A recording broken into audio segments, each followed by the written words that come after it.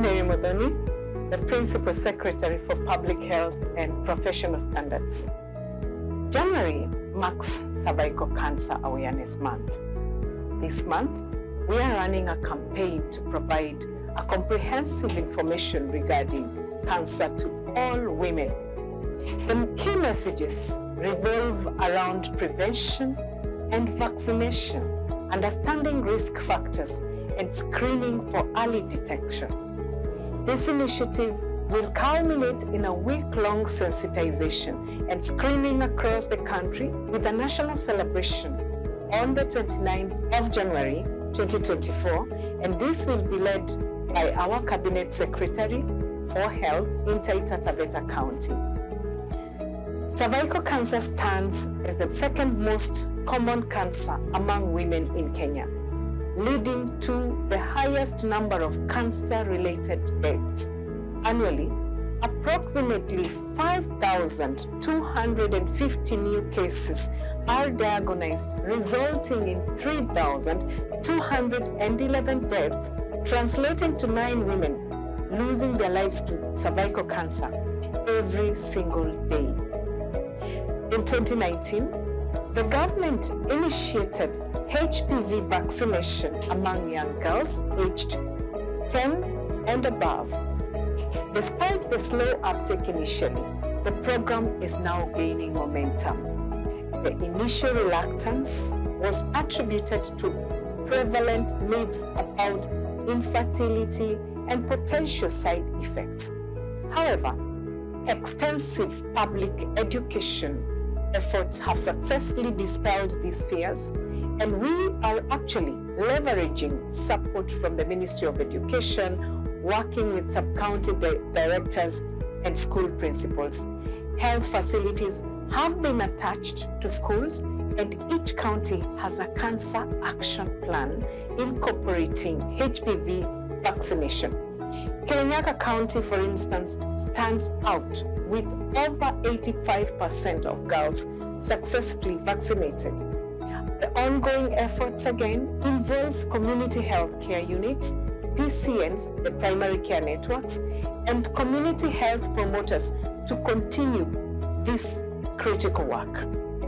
The ministry has laid down various measures to curb cervical cancer, which include, but not limited to, public education and awareness campaigns targeting risks, integration of community health practitioners and community health promoters as a force to empower and navigate the patients, aiming for 90% HPV vaccination coverage for girls by the age of 15, targeting 70% of women for screening between the age of 35 to 45, ensuring 90% of screened women receive treatment for cervical cancer, improving pathology and radiology diagnostics at national and county hospitals, enhancing surgical radiotherapy and medical anti-cancer treatment infrastructure,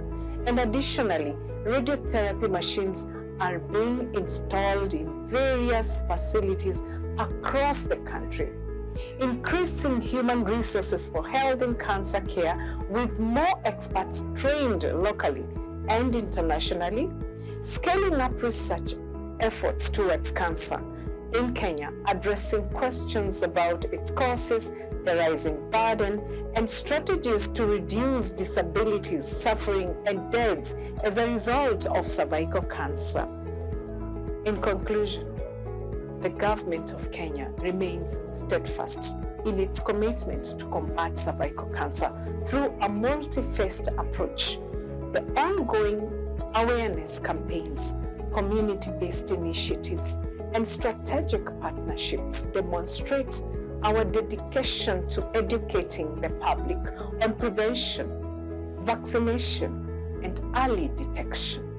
The collaborative efforts with county governments, again, coupled with the involvement of community healthcare units and professionals, reflect a comprehensive strategy to address the challenges posed by cervical cancer.